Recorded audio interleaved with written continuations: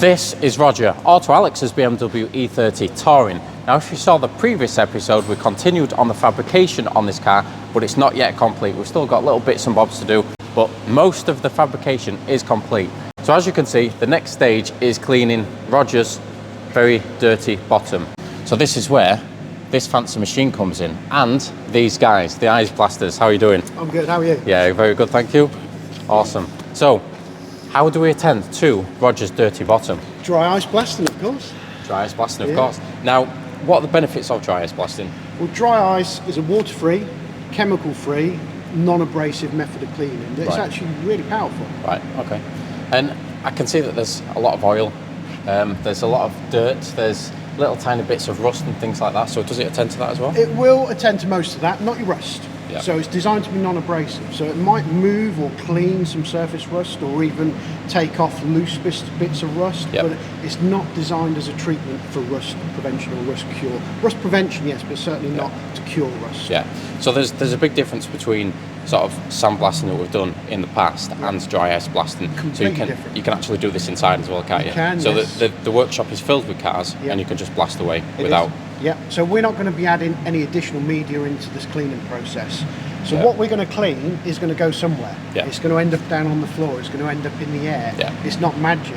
Yeah. But because we're not, for example, sandblasting or media blasting, we're not adding any additional media into the environment. Yeah. So yeah, we can clean comfortably in a workshop. So you've actually got Instagram, Facebook and a website as well, which I will link down in the description.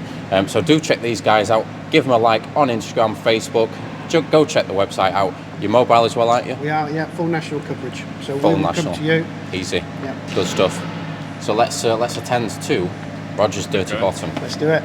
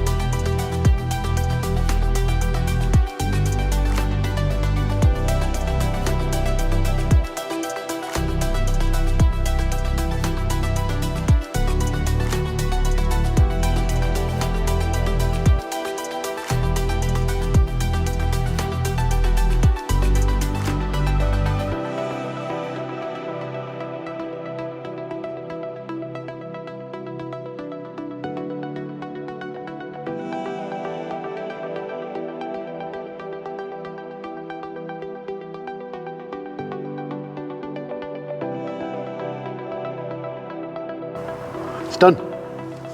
I'm absolutely gobsmacked on how clean the underside of this car is.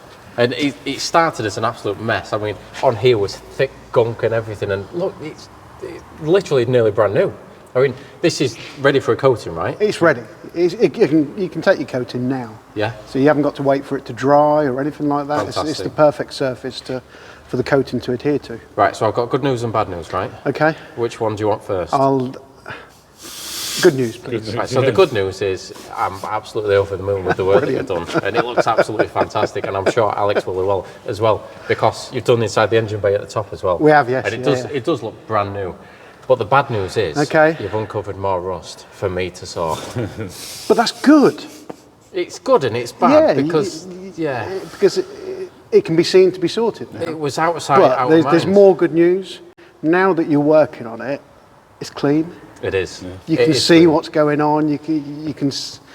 You're not going to get dirty by working on this car. It's a good basis to start from as well. And I like the fact that you've swept all of the dirt into a pile, and this has all come from Auto Alex's car. Yeah. Now, as you saw, it's a very clean process, isn't it? So you can do it in an open workshop, and there's cars around and nothing's going to get damaged. Roger's bottom is now clean, and I'm sure he's over the moon. Yeah, fantastic. Thank you very much. You're very welcome. Thank you. Thank you for having us over. Make sure you do get them on Instagram, Facebook, and you've got a website as well. I'll link everything down in the description below.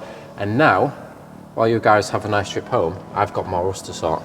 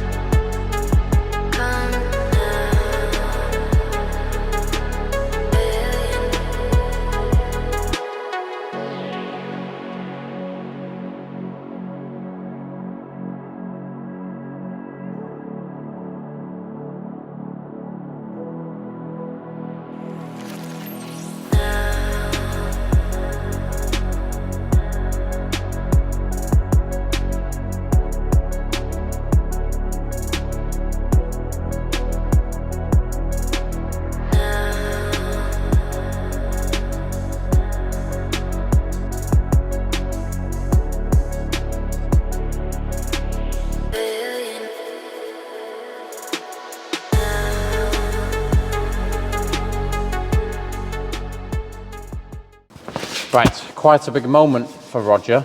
Now all the rust repairs have been done, so we've done an awful lot of work off camera trying to get Roger ready. And there was just loads of little tiny fiddly bits that we've been doing for 2 days trying to get it ready. So as you know, this is being painted, so we're trying to go full ham on this car and try and get it done. My Uncle John is rubbing the bodywork down. My Uncle Richard is applying the Dinatrol 700 seam sealer on all of the repairs and everything that we've taken off, so that's all sorted. And then we can start undercoating it. So there'll be the stone chip, which is the 445 from Dinatrol. There's the 4941, which is the underbody stuff, and then we've got the ML as well, which is the cavity wax. We're going to get the stone chip on first, after the 700, which is the seam sealer, and then we can do all of the underside with the 4941.